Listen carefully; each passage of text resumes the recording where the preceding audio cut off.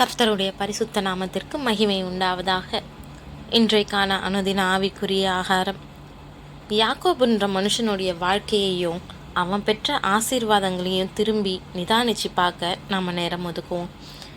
தன்னுடைய வீட்டை விட்டு பதான் அராமுக்கு பயணம் மேற்கொண்ட யாக்கோபை கர்த்தர் சந்தித்து பல வாக்குத்தத்தங்களை கொடுக்குறாரு. யாக்கோபினுடைய பயம் நிறைஞ்ச மனசில் தைரியத்தை கொடுக்க அவன் போகக்கூடிய எல்லா இடங்கள்லையும் அவனோட இருப்பேன்னு கர்த்தர் வாக்கு கொடுத்தாரு.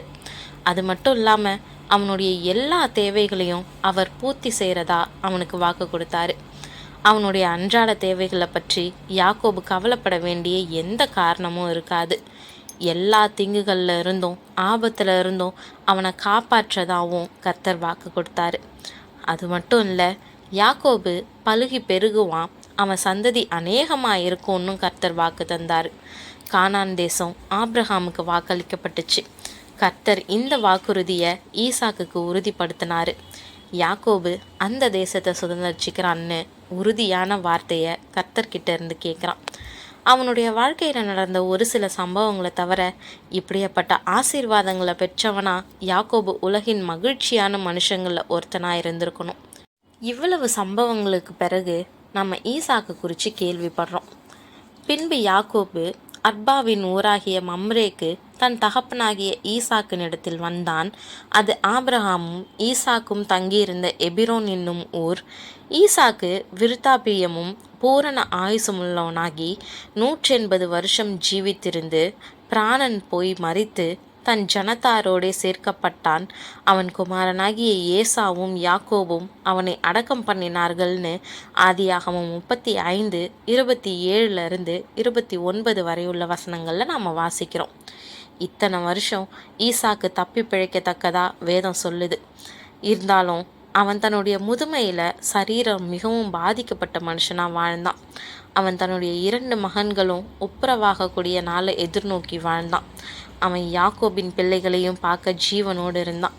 இப்போ அவனுடைய ஆத்மா எதிர்பார்த்த எல்லாம் அவனுக்கு கிடைச்சிது.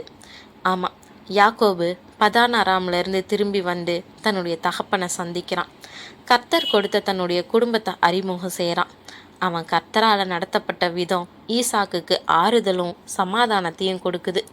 அதனால் அவன் மறித்து தன்னுடைய ஜனத்தாரோட சேர்க்கப்பட்டான். ஏசா பிறக்கிறதுக்கு முன்னாடி அவன் வலிமையாகவும் பெரியவனாகவும் இருப்பான்னு கர்த்தர் அறிவித்தார். அவன் கானான் தேசத்தை சுதந்திரிக்கிறதுக்காக தேர்ந்தெடுக்கப்பட்டவன் இல்லைன்னாலும் அவனும் கர்த்தரால் ஆசீர்வதிக்கப்படுவான்னு உரைக்கப்பட்டுச்சு.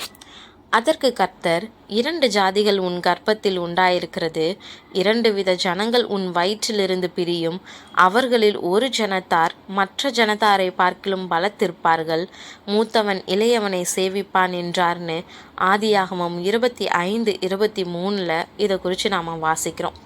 2 சந்ததியும் பலத்திருக்கும்னு முன்பதாகவே சொல்லப்பட்டுச்சு.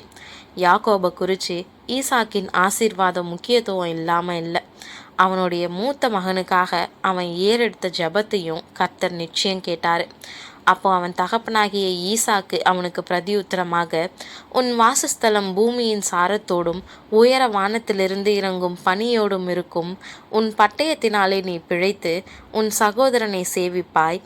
நீ மேற்கொள்ளும் காலம் வரும்போதோ உன் கழுத்தில் இருக்கிற அவனுடைய நுகத்தடியை முறித்து போடுவாய் என்றான்னு ஆதியாகமம் 27:39 வசனத்துலேயும் வாசிக்கிறோம். ஆமாம், அதே போல் ஏசாவும் மிகப்பெரிய ஜாதியாகி அவனுடைய சந்ததியில் பலர் ராஜாவானாங்கன்னு ஆதியாகமம் 36 நாம் முழுவதுமாக வாசிக்கிறோம். பிரியமானவர்களே, ஏசா இந்த உலகத்தின் ஆசீர்வாதங்களில் குறைவானவனாக இருந்ததா வேதம் ஒருபோதும் சொல்லலை. அவனுடைய ஆவிக்குரிய வாழ்க்கை தான் யாக்கோபுல இருந்து வேறுபடுது. ஏசா உலக பிரகாரமாக ஆசீர்வதிக்கப்பட்டிருந்தான், ஆனால் அவனுக்கு தேவனோட உறவு இல்லாமல் இருந்துச்சு. ஈசாக்கினிடத்துல இருந்து உலக ஆசீர்வாதத்தை மட்டுமே அவன் தேடினான். ஒருபோதும் ஈசாக்கினுடைய தேவனை தன்னுடைய சொந்த தெய்வமாக அவன் ஏற்றுக்கொள்ளலை.